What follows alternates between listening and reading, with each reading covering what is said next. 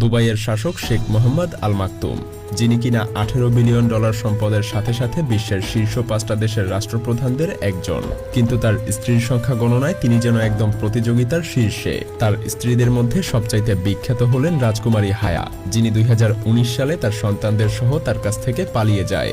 এবং এটাই একমাত্র শেখের জীবনে স্ত্রীদের নিয়ে কলঙ্কজনক ঘটনা নয়। এমনকি বর্তমানে স্ত্রী সন্তানদের আর কেউই এই ধনী শেখের সঙ্গে থাকতে চায় না। তার আসল স্ত্রী সন্তানের সংখ্যাই বা আসলে কত? আর বর্তমান সময়ে সোশ্যাল মিডিয়াতে বিখ্যাত এই দুবাই রাজকুমারী শেখ আল মাহরের সাথে তার সম্পর্কই বা কি? তো চলুন শুরু করা যাক। শেখ মোহাম্মদ আল মাকতুম 1949 সালে জন্মগ্রহণ করেন, আর এখন তার বর্তমান বয়স 75-এর কাছাকাছি। তার এই দীর্ঘ জীবনে তিনি দুবাইকে একটা মাছ ধরার দরিদ্র গ্রাম থেকে একটা বিলাসবহুল শহরে রূপান্তরিত হতে দেখেছেন। এছাড়াও গত 15 বছর ধরে মোহাম্মদ আরব আমিরাতের প্রধান ছিলেন। তার নেতৃত্বেই দুবাই পর্যটনের একটা বিশ্বকেন্দ্র, প্রযুক্তিগতভাবে উন্নত এবং পৃথিবীর অন্যতম বিলাসবহুল শহরে কনভার্ট হয়েছে। যদিও বেশিরভাগই ঘটেছে শেখ মোহাম্মদের সূক্ষ্ম নেতৃত্ব আর উচ্চাকাঙ্ক্ষার কারণে। মজার ব্যাপার হলো, শেখ মোহাম্মদের কপালে এত বেশি মহিলা ছিলেন যে সম্ভবত তাদের মধ্যে অনেককেই হয়তো শেখের এখন বর্তমানে নিজেরও মনে নেই।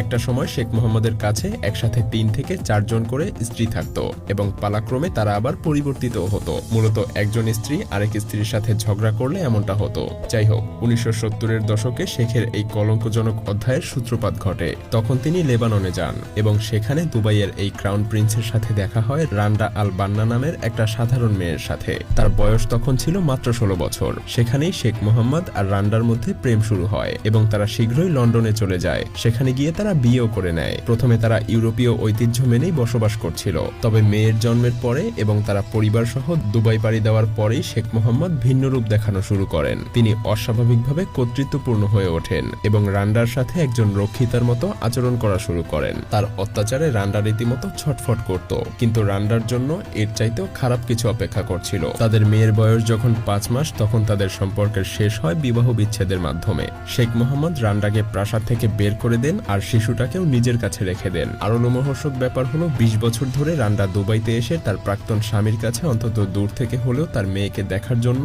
অনুরোধ করে যাচ্ছিল, কিন্তু শেখ মোহাম্মদ তাকে বারবারই প্রত্যাখ্যান করে গেছেন আর তার স্ত্রীকে এমন খবর বলেছিলেন যা তাকে হতবাক করে দিয়েছিল। তিনি বলেছিলেন যে তিনি তার মেয়েকে আর কখনো দেখতে পাবেন না এবং তাকে আজীবনের জন্য দুবাইতে প্রবেশ করার জন্য নিষেধাজ্ঞাও দেওয়া হয়েছিল।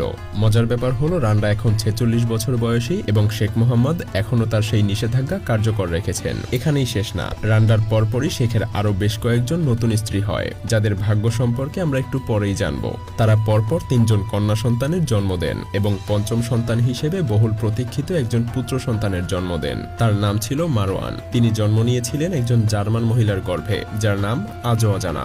এমনকি শেখ তাকে স্ত্রী হিসেবেও গ্রহণ করেননি। কেবলমাত্র শিশুটা জন্মের পরেই তাকে নিয়ে চলে যায়। সম্ভবত তিনি এই জার্মান মহিলাকে তার ছেলেকে দেওয়ার জন্য কিছু টাকাও দিয়েছিলেন। মজার ব্যাপার হলো, মারওয়ান মোহাম্মদের বড় ছেলে হওয়া সত্ত্বেও শেখ তাকে এখন পর্যন্ত উত্তরাধিকারী করেননি। সম্ভবত এর পেছনেও কারণ ছিল ছেলেটার ইউরোপীয় চেহারা, যার কারণে তার বাবা তাকে মনে মনেও অপছন্দ করতেন।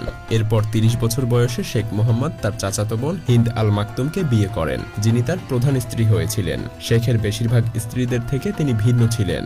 সারা জীবনে তিনিই একমাত্র তার স্বামীর সাথে ভালো সম্পর্ক গড়ে তুলতে পেরেছিলেন। এ কারণেই সম্ভবত তিনি বড় এবং প্রধান স্ত্রীর মর্যাদা পেয়েছেন। এমনকি তিনি 12টা সন্তানের জন্মও দিয়েছিলেন, যাদের অধিকাংশই এখন দুবাই সরকারের সিনিয়র পদে দায়িত্ব পালন করছে। তাদের বড় ছেলে রশিদ ছিলেন ক্রাউন প্রিন্স, যদিও দুর্ভাগ্যবশত রশিদ 2015 সালে মাত্র 33 বছর বয়সেই মারা যান। অফিসিয়াল কারণ ছিল হার্ট অ্যাটাক, কিন্তু শোনা যায় যে প্রিন্স রশিদ মাদকে আসক্ত হয়ে গিয়েছিলেন, যা তাকে মৃত্যুর দিকে ঠেলে দেয়। এখন দুবাইয়ের ক্রাউন প্রিন্স রশিদেরই ছোট ভাই হামদান, যে কিনা হিন্দেরই ছেলে। শেখ মোহাম্মদের অন্যান্য স্ত্রীদের মতো হিন্দের ভাগ্য ভালো ছিল না। যেমন আলজেরিয়ার হুরিয়া শেখ মোহাম্মদের 5টা সন্তান জন্ম দেয়, কিন্তু একটা সময় শেখ আর তার প্রতি আকর্ষণ অনুভব না করায় সে তাকে ডিভোর্স দিয়ে দেয়। তার বাচ্চাগুলো শেখের কাছেই থেকে যায়। একই ঘটনা ঘটে তার লেবানিজ স্ত্রী দলিলার সাথে। 3টা বাচ্চা হওয়ার পর তাদের মধ্যে ডিভোর্স হয়ে যায়, আর দুর্ভাগ্যবশত দলিলা তার বাচ্চাদের দেখাশোনা করার সুযোগও হারিয়ে ফেলে। যদিও গ্রিক নারী জয় গ্রিগোরাক্সের সাথে শেখ মোহাম্মদের আনুষ্ঠানিক কোনো বিয়ে হয়নি, সাময়িক এক প্রকার বৈবাহিক চুক্তিতে আবদ্ধ ছিল তারা। লন্ডনে তাদের দেখা হয়, আর কিছুদিন পরই জয় একটা কন্যা সন্তান জন্ম দেয়, যার নাম রাখা হয় ক্রিস্টানা। শেখ মোহাম্মদ জানতই না যে তার একটা মেয়ে আছে। ক্রিস্টানা ইউরোপে তার মায়ের সাথে খ্রিস্টান ধর্ম নিয়েই বাস করছিল, কিন্তু 16 বছর বয়সে নিজের বাবার পরিচয় জানতে পেরে ক্রিস্টানা দুবাই চলে আসে। তার বাবাও তাকে আনুষ্ঠানিকভাবে স্বীকৃতি দেয়। ক্রিস্টানা পরবর্তীতে ইসলাম ধর্ম গ্রহণ করে, আর বর্তমানে সে অন্যতম সুন্দরী শেখ মাহরা নামে পরিচিত। হ্যাঁ, তিনি শেখ মাহরা। সম্প্রতি সে তার চাচাতো ভাই শেখ মানাকে বিয়েও করেছে। যাই হোক, মারওয়ানাকে জন্ম দেয়া সেই জার্মান নারীর ভাগ্য তুর্কির আরেক নারীর সাথে মিলে যায়। যদিও শেখ মোহাম্মদের তুর্কির সেই স্ত্রীর নাম কোথাও উল্লেখ করা নেই, কিন্তু এটা জানা যায় 1997 সালে এলা নামক একটা কন্যা সন্তান জন্মদানের পর তার আর কোনো চিহ্ন পাওয়া যায়নি। তবে এলা শেখ মোহাম্মদের বাকি ছেলে মেয়েদের সাথেই বড় হয়ে ওঠে, কিন্তু দুবাইয়ের এই শাসক কোনোদিনই আর তার ছেলে সোহাইলকে স্বীকৃতি দেয়নি। 1992 সালে জন্ম নেয়া সোহাইলের মা পাউলিনা আবিদ, যিনি একজন কট্টর খ্রিস্টান ছিলেন, তিনি ইসলাম ধর্ম গ্রহণ করেননি। অনেকের ধারণা মূলত এটাই কারণ ছিল শেখ মোহাম্মদের সোহাইলকে সন্তান হিসেবে স্বীকৃতি না দেওয়ার পেছনে। সোহাইল এখনও রাজপুত্রের স্বীকৃতি পায়নি।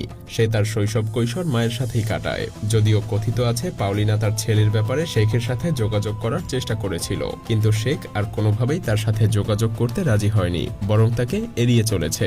প্রিন্সেস হায়া শেখ মোহাম্মদের স্ত্রীদের মধ্যে সবচাইতে বেশি বুদ্ধিমতী ছিলেন। শেখের সাথে বিয়ে হওয়ার আগেই হায়া তার আগের স্ত্রীদের ভাগ্যে কি হয়েছিল তা জানতে পারে। তখন সে বুঝতে পারে তার স্বামীর সাথে তার নিজের সম্পর্ক ভাঙার মতো অবস্থা। তখন তিনি বুদ্ধি করে আগেই তার বাচ্চাদের নিয়ে লন্ডনে পালিয়ে যায়। কথিত আছে প্রিন্সেস হায়া তার জীবন নিয়ে শঙ্কিত ছিল, কারণ শেখের ব্যক্তিগত বডিগার্ডের সাথে তার পরকীয়ার সম্পর্কও ছিল।